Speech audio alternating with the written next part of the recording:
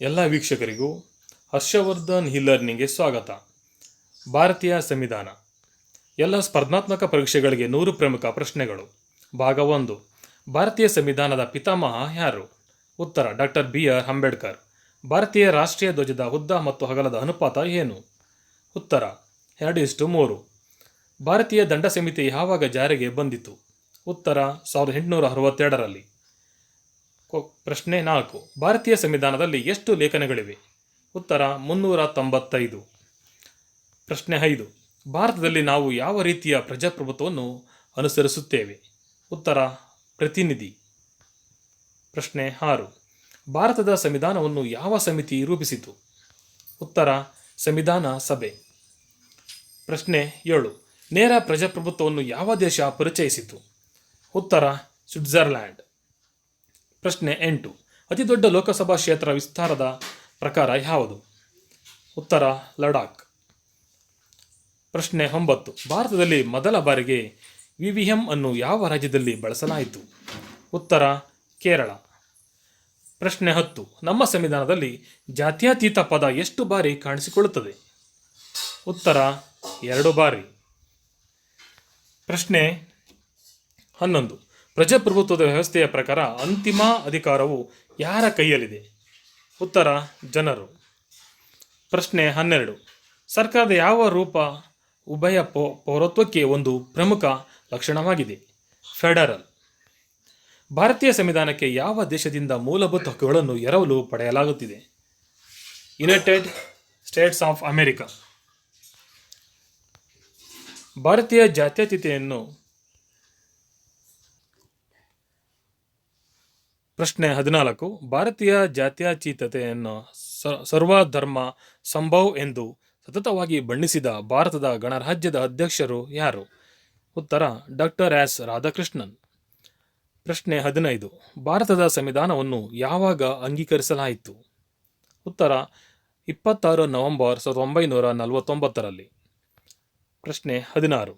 ಭಾರತದ ಸಂವಿಧಾನವು ಭಾರತವನ್ನು ಹೇಗೆ ವಿವರಿಸುತ್ತದೆ? ಉತ್ತರ ರಾಜ್ಯಗಳ ಒಕ್ಕೂಟ. ಪ್ರಶ್ನೆ 17.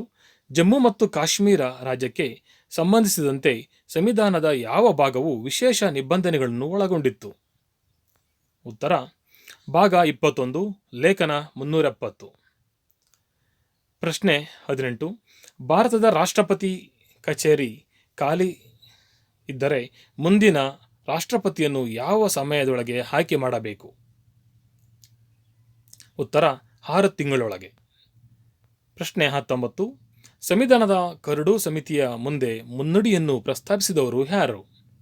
ಉತ್ತರ ಜವಾಹರಲಾಲ್ ನೆಹರು. ಪ್ರಶ್ನೆ 20. ಮುನ್ನುಡಿಯ ಪ್ರಕಾರ ಭಾರತದ ಸರಿಯಾದ ನಾಮಕರಣ ಯಾವುದು? ಉತ್ತರ ಸಾರ್ವಭೌಮ, ಸಮಾಜವಾದಿ, ಜಾತ್ಯತೀತ, ಡೆಮೊಕ್ರೆಟಿಕ್ ಗಣರಾಜ್ಯ. ಪ್ರಶ್ನೆ 21. ಲೋಕಸಭೆಯ ಮೊದಲ ಸ್ಪೀಕರ್ ಯಾರು? ಉತ್ತರ GV ಮಾವಲಂಕರ್. ಪ್ರಶ್ನೆ 22. ಭಾರತೀಯ ಸಂವಿಧಾನದಲ್ಲಿ ಮೂಲಭೂತ ಕರ್ತವ್ಯಗಳನ್ನು ಸೇರಿಸಲು ಯಾವ ಸಮಿತಿ ಶಿಫಾರಸು ಮಾಡಿದೆ? ಉತ್ತರ ಸ್ವರಣ್ ಸಿಂಗ್ ಸಮಿತಿ. ಪ್ರಶ್ನೆ 23. ಭಾರತದ ಅತ್ಯಂತ ಹಳೆಯ ಹೈಕೋರ್ಟ್ ಯಾವುದು? ಉತ್ತರ ಕಲ್ಕತ್ತಾ. ಪ್ರಶ್ನೆ 24. ರಾಜ್ಯಸಭೆಯ ಎಕ್ಸ್ ಅಫಿಸಿಯೋ ಅಧ್ಯಕ್ಷರು ಯಾರು? ಉತ್ತರ ಉಪಾಧ್ಯಕ್ಷ. ಪ್ರಶ್ನೆ 25. ಯಾವ ಹಕ್ಕನ್ನು ರಾಜಕೀಯ ಹಕ್ಕು ಎಂದು ಕರೆಯಲಾಗುತ್ತದೆ? ಉತ್ತರ ಮತದಾನದ ಹಕ್ಕು. ಪ್ರಶ್ನೆ 26. ಮೂಲಭೂತ ಹಕ್ಕುಗಳಿಗಾಗಿ ಯಾರು ಸಮಂಜಸವಾದ ನಿರ್ಬಂಧಗಳನ್ನು ವಿಧಿಸಬಹುದು? ಉತ್ತರ ಸಂಸತ್ತು. ಪ್ರಶ್ನೆ 27.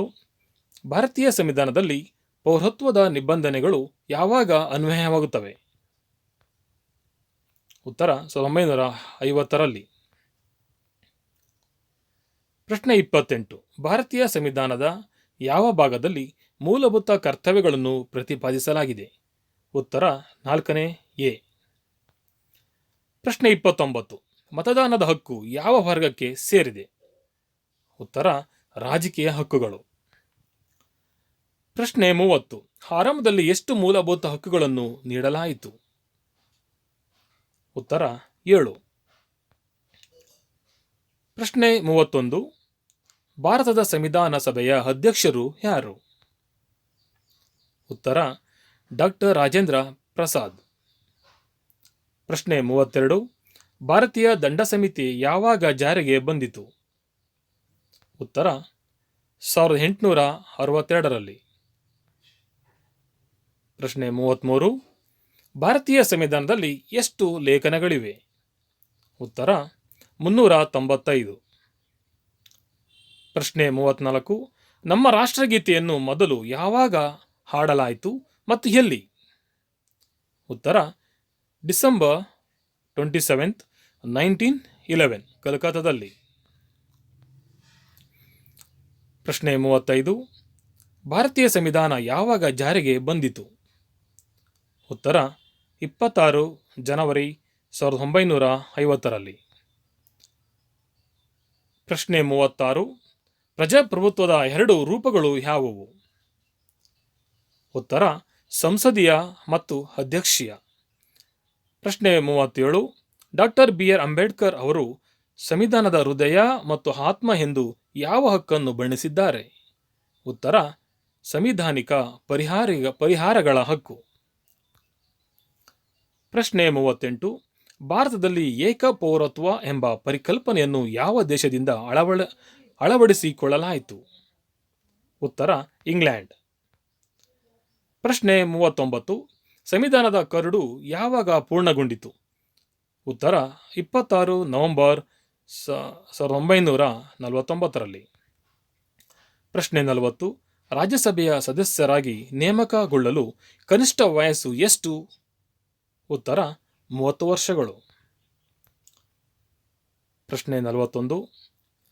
ಸಂವಿಧಾನಿಕ ವಿಧಾನಸಭೆಯ ಮೊದಲ ಚುನಾಯಿತ ಅಧ್ಯಕ್ಷರು ಯಾರು? ಉತ್ತರ ಡಾಕ್ಟರ್ ಸಚ್ಚಿದಾನಂದ ಸಿನ್ಹಾ. ಪ್ರಶ್ನೆ 42. ಸಾಮಾನ್ಯವಾಗಿ ರಾಜ್ಯ ವಿಶ್ವವಿದ್ಯಾನಿಲಯದ ಕುಲಪತಿಗಳು ಯಾರು? ಉತ್ತರ ರಾಜ್ಯಪಾಲರು. ಪ್ರಶ್ನೆ 43. ಮುಕ್ತ ಭಾರತದಲ್ಲಿ ಮೊದಲ ಸಾರ್ವತ್ರಿಕ ಚುನಾವಣೆ ಯಾವಾಗ ನಡೆಯಿತು? ಉತ್ತರ 1951ರಲ್ಲಿ. ಪ್ರಶ್ನೆ 44. ಭಾರತದಲ್ಲಿ ಸಶಸ್ತ್ರ ಪಡೆಗಳ ಸರ್ವೋಚ್ಚ ಕಮಾಂಡರ್ ಯಾರು? ಉತ್ತರ ಭಾರತದ ಅಧ್ಯಕ್ಷ ಅಥವಾ ಭಾರತದ ರಾಷ್ಟ್ರಪತಿ. ಪ್ರಶ್ನೆ 45. ಭಾರತದ ಕಂಟ್ರೋಲರ್ ಮತ್ತು ಆಡಿಟರ್ ಜನರಲ್ ಅನ್ನು ಯಾರು ನೇಮಿಸುತ್ತಾರೆ? ಉತ್ತರ ಭಾರತದ ಅಧ್ಯಕ್ಷರು ಅಥವಾ ರಾಷ್ಟ್ರಪತಿ. ಪ್ರಶ್ನೆ 46. ಮರಣದಂಡನೆಯನ್ನು ಯಾರು ಕ್ಷಮಿಸಬಹುದು? ಉತ್ತರ ಭಾರತದ ಅಧ್ಯಕ್ಷ. ಪ್ರಶ್ನೆ 47. ಹಣದ ಬಿಲ್ ಅನ್ನು ಎಲ್ಲಿ ಪರಿಚಯಿಸಬಹುದು? ಉತ್ತರ ಲೋಕಸಭೆಯಲ್ಲಿ ಮಾತ್ರ. ಪ್ರಶ್ನೆ 48. ಭಾರತೀಯ ಸಂವಿಧಾನದ ಯಾವ ತಿದ್ದುಪಡಿಯಲ್ಲಿ ಮೂಲಭೂತ ಕರ್ತವ್ಯಗಳನ್ನು ಪರಿಚಯಿಸಲಾಯಿತು? ಉತ್ತರ 42ನೇ ತಿದ್ದುಪಡಿ 1976ರಲ್ಲಿ. ಪ್ರಶ್ನೆ 49. ಭಾರತ ಸ್ವಾತಂತ್ರ್ಯವನ್ನು ಗೆಲ್ಲುತ್ತದೆ ಎಂಬ ಪುಸ್ತಕವನ್ನು ಬರೆದವರು ಯಾರು? ಉತ್ತರ ಮೌಲಾನಾ ಅಬ್ದುಲ್ ಕಲಾಂ ಆಜಾದ್. ಪ್ರಶ್ನೆ 50. ಭಾರತೀಯ ಸಂವಿಧಾನದ ಯಾವ ವೇಳಾಪಟ್ಟಿಯಲ್ಲಿ 29 ರಾಜ್ಯಗಳು ಮತ್ತು 7 ಕೇಂದ್ರಾಡಳಿತ ಪ್ರದೇಶಗಳ ಪಟ್ಟಿ ಇದೆ? ಉತ್ತರ ಮೊದಲ ವೇಳಾಪಟ್ಟಿಯಲ್ಲೇ. ಪ್ರಶ್ನೆ 51. ರಾಜ್ಯಸಭೆಯ ಗರಿಷ್ಠ ಸಂಖ್ಯೆ ಎಷ್ಟು? ಉತ್ತರ ಒಟ್ಟು ಸಂಖ್ಯೆ 250. ಅಧ್ಯಕ್ಷರು ನಾಮನಿರ್ದೇಶನ ಮಾಡಿದ 12 ಸದಸ್ಯರು ಮತ್ತು 238 ರಾಜ್ಯಗಳ ಪ್ರತಿನಿಧಿಗಳು ಮತ್ತು 2 ಕೇಂದ್ರಾಡಳಿತ ಪ್ರದೇಶಗಳ ದೆಹಲಿ ಮತ್ತು ಪುಡುಚೇರಿ. ಪ್ರಶ್ನೆ 52. ಭಾರತೀಯ ಸಂವಿಧಾನದಲ್ಲಿ ಎಷ್ಟು ಮೂಲಭೂತ ಹಕ್ಕುಗಳನ್ನು ಉಲ್ಲೇಖಿಸಲಾಗಿದೆ? ಉತ್ತರ 6. ಪ್ರಶ್ನೆ 53. ತುರ್ತು ಸಮಯದಲ್ಲಿ ಯಾವ ಲೇಖನವನ್ನು ಅಮಾನತುಗೊಳಿಸಲಾಗುವುದಿಲ್ಲ? ಉತ್ತರ ಲೇಖನ 20 ಮತ್ತು 21. ಪ್ರಶ್ನೆ 54. ಭಾರತದಲ್ಲಿ ಎಷ್ಟು ಬಾರಿ ರಾಷ್ಟ್ರೀಯ ತುರ್ತು ಪರಿಸ್ಥಿತಿ ಘೋಷಿಸಲಾಗಿದೆ? ಉತ್ತರ 3 ಬಾರಿ. ಪ್ರಶ್ನೆ 55. ಭಾರತವು ಯಾವ ದೇಶದಿಂದ ಮುನ್ನುಡಿಯನ್ನು ಎರವಲು ಪಡೆದಿದೆ? ಉತ್ತರ USA ಸಂವಿಧಾನದಿಂದ. ಪ್ರಶ್ನೆ 56. ಭಾರತವು ಯಾವ ದೇಶದಿಂದ ಮೂಲಭೂತ ಹಕ್ಕುಗಳನ್ನು ಎರವಲು ಪಡೆದುಕೊಂಡಿದೆ? ಉತ್ತರ USA. ಪ್ರಶ್ನೆ 57. ನಮ್ಮ ದೇಶದ ಸಂವಿಧಾನಿಕ ಹೆಸರು ಏನು? ಉತ್ತರ ಭಾರತ, ಅದು ಭಾರತ್. ಪ್ರಶ್ನೆ 58. ಲೋಕಸಭೆಯ ಮೊದಲ ಅಧಿವೇಶನ ಯಾವಾಗ ನಡೆಯಿತು? ಉತ್ತರ 13 ಮೇ 1952ರಲ್ಲಿ. ಪ್ರಶ್ನೆ 59. ಭಾರತದಲ್ಲಿ ಹೈಕೋರ್ಟ್ನ ಮುಖ್ಯ ನ್ಯಾಯಾಧೀಶರನ್ನು ಯಾರು ನೇಮಿಸುತ್ತಾರೆ? ಉತ್ತರ ಭಾರತದ ಅಧ್ಯಕ್ಷ. ಪ್ರಶ್ನೆ 60. ಲೋಕಸಭೆಯಲ್ಲಿ ಎಷ್ಟು ಅಧಿವೇಶನಗಳು ನಡೆಯುತ್ತವೆ? ಉತ್ತರ ವರ್ಷಕ್ಕೆ 3 ಅಧಿವೇಶನಗಳು. ಪ್ರಶ್ನೆ 61. 2 ಸದನಗಳಲ್ಲಿ ಅತಿ ಹೆಚ್ಚು ಪ್ರತಿನಿಧಿಗಳನ್ನು ಹೊಂದಿರುವ ರಾಜ್ಯ ಯಾವುದು? ಉತ್ತರ ಪ್ರದೇಶ. ಪ್ರಶ್ನೆ 62. ಭಾರತದ ಮುಖ್ಯ ಚುನಾವಣಾ ಆಯುಕ್ತರನ್ನು ಯಾರು ನೇಮಿಸುತ್ತಾರೆ? ಉತ್ತರ ಭಾರತದ ಅಧ್ಯಕ್ಷ. ಪ್ರಶ್ನೆ 63. ಅಂಡಮಾನ್ ಮತ್ತು ನಿಕೋಬಾರ್ ದ್ವೀಪದ ಮೇಲೆ ಪ್ರಾದೇಶಿಕ ನ್ಯಾಯವ್ಯಾಪ್ತಿಯನ್ನು ಹೊಂದಿರುವ ಹೈಕೋರ್ಟ್ ಯಾವುದು? ಉತ್ತರ ಕೋಲ್ಕತ್ತಾ ಹೈಕೋರ್ಟ್. ಪ್ರಶ್ನೆ 64. ಆಂಗ್ಲೋ ಇಂಡಿಯನ್ ಸಮುದಾಯದ ಎಷ್ಟು ಸದಸ್ಯರನ್ನು ಲೋಕಸಭೆಗೆ ಅಧ್ಯಕ್ಷರು ಅಂದರೆ ರಾಷ್ಟ್ರಪತಿಗಳು ನಾಮನಿರ್ದೇಶನ ಮಾಡಬಹುದು? ಉತ್ತರ ಕೇವಲ 2 ವ್ಯಕ್ತಿ. ಪ್ರಶ್ನೆ 65. ಸಂವಿಧಾನದಲ್ಲಿ ಮೂಲಭೂತ ಕರ್ತವ್ಯಗಳನ್ನು ಯಾವಾಗ ಸೇರಿಸಲಾಯಿತು? ಉತ್ತರ 1976ರಲ್ಲಿ. ಪ್ರಶ್ನೆ 66. ಭಾರತೀಯ ಸಂವಿಧಾನದಲ್ಲಿ ಪ್ರಸ್ತುತ ಎಷ್ಟು ಮೂಲಭೂತ ಕರ್ತವ್ಯಗಳಿವೆ? ಉತ್ತರ 11. ಪ್ರಶ್ನೆ 67. ಅಧ್ಯಕ್ಷರಿಗೆ ಅಥವಾ ಭಾರತದ ರಾಷ್ಟ್ರಪತಿಗೆ ಪ್ರಮಾಣ ವಚನ ಘೋಷಿಸುವವರು ಅಥವಾ ಮಾಡುವವರು ಯಾರು? ಉತ್ತರ ಭಾರತದ ಮುಖ್ಯ ನ್ಯಾಯಮೂರ್ತಿ. ಪ್ರಶ್ನೆ 68. ಭಾರತೀಯ ಸಂವಿಧಾನಕ್ಕೆ ಜಾತ್ಯತೀತ ಮತ್ತು ಸಮಾಜವಾದಿ ಪದವನ್ನು ಯಾವ ತಿದ್ದುಪಡಿಯಿಂದ ಸೇರಿಸಲಾಯಿತು? ಉತ್ತರ 42ನೇ ತಿದ್ದುಪಡಿ ಕಾಯ್ದೆ.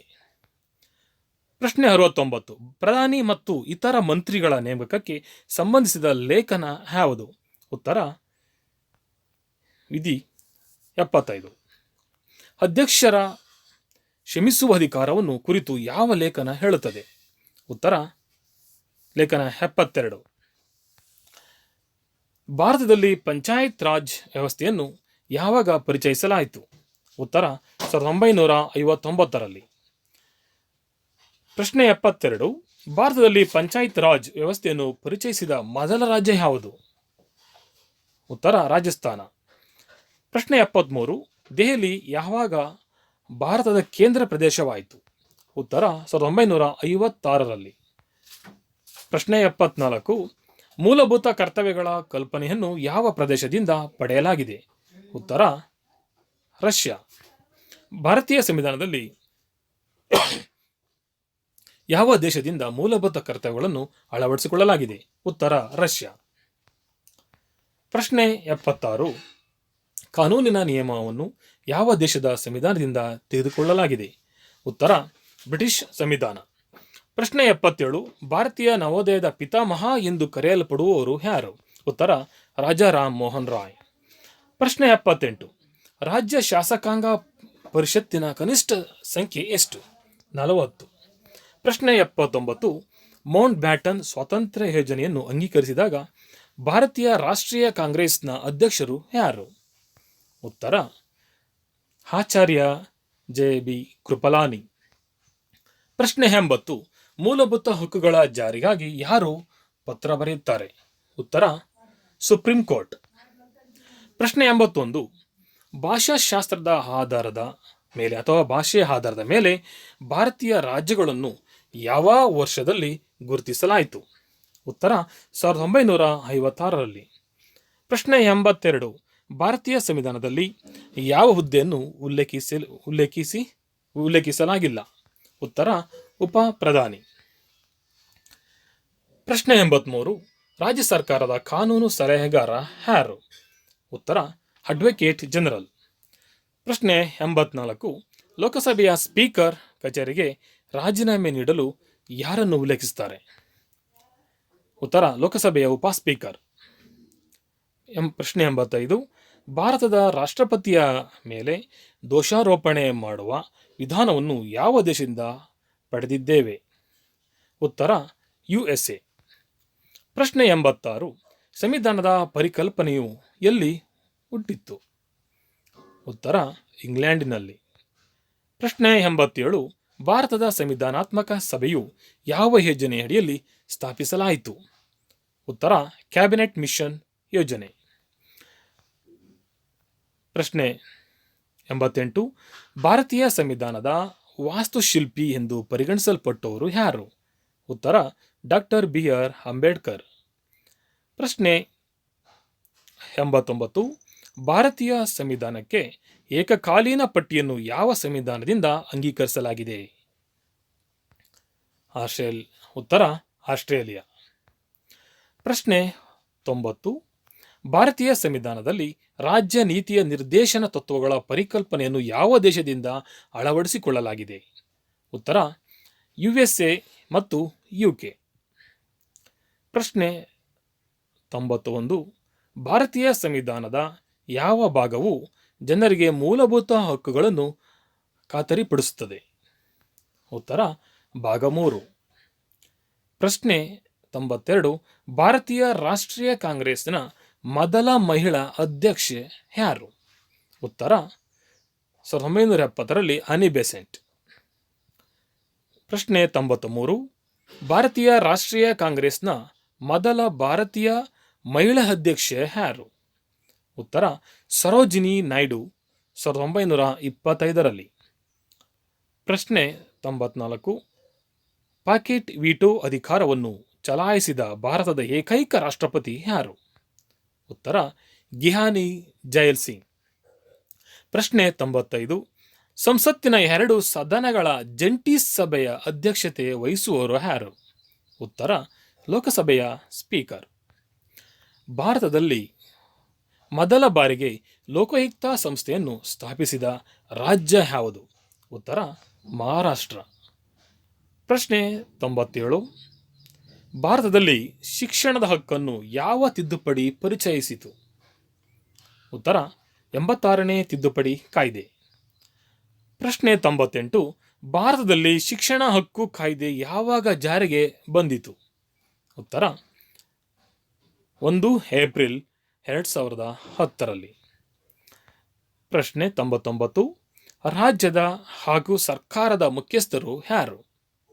ಉತ್ತರ ಭಾರತದ ಅಧ್ಯಕ್ಷರು ಅಥವಾ ಭಾರತದ ರಾಷ್ಟ್ರಪತಿಗಳು. ಪ್ರಶ್ನೆ 100. ರಾಜ್ಯಸಭೆಯ ಸದಸ್ಯರ ಅವಧಿ ಏನು? ಉತ್ತರ 6 ವರ್ಷಗಳು. Thanks for watching.